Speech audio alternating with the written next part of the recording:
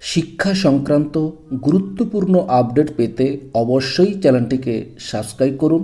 পাশে থাকা বেল আইকনটিতে অবশ্যই ক্লিক করুন। নমস্কার, আমি শুভেন্দু।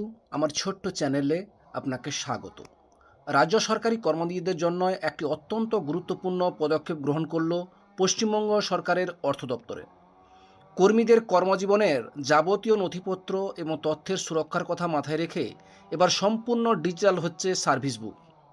এই মর্মে গত 28/2/2026 একটা গুরুত্বপূর্ণ এই অর্ডার জারি করা হয়েছে এবং এটা কিন্তু গতকালই দেওয়া হয়েছে, যেখানে সমস্ত পুরনো ফিজিক্যাল এর কাগজ সার্ভিস বুকগুলো হিউম্যান রিসার্চ ম্যানেজমেন্ট সিস্টেম অর্থাৎ HRMS পোর্টালে ডিজিটাল বা ই সার্ভিস বুক হিসাবে আপলোড করার নির্দেশ দেওয়া হয়েছে। সরকারি চাকরিজীবীদের ক্ষেত্রে সার্ভিস বুক হলো সব থেকে অপরিহার্য একটি নথি। এর উপর ভিত্তি করেই কর্মীদের চাকরিতে স্থায়ীকরণ বা কনফার্মেশন বা পে ফিক্সেশন এবং মহার্ঘ ভাতা বকেয়া মেটানোর মতো গুরুত্বপূর্ণ কাজগুলো সম্পূর্ণ হয়। এতদিন ধরে এই তথ্যগুলি খাতায় কলমে থাকার অনেক সময় তা নষ্ট হওয়ার বা হারিয়ে যাওয়ার আশঙ্কা থাকত। এই সমস্যা দূর করতেই রাজ্য সরকার WBIFMS পোর্টালের মাধ্যমে সমস্ত তথ্য অনলাইনে নিয়ে আসার সিদ্ধান্ত নিয়েছে। এর আগে অনলাইনে জিপিএফ এবং সেলফ অ্যাপ্রুভাল রিপোর্ট চালু করার মতো সকল পদক্ষেপগুলো ইতিমধ্যেই বাস্তবিত হয়েছে। তবে এই ই সার্ভিস বুক প্রস্তুত করার কাজে 2019 সালে শুরু হলেও এখনও অনেক দপ্তরই এই কাজ সম্পূর্ণ করতে পারেনি। পুরো প্রক্রিয়াটিকে নির্ভুল ও সহজ করতে সরকার একটা নির্দিষ্ট রূপরেখা প্রকাশ করেছে।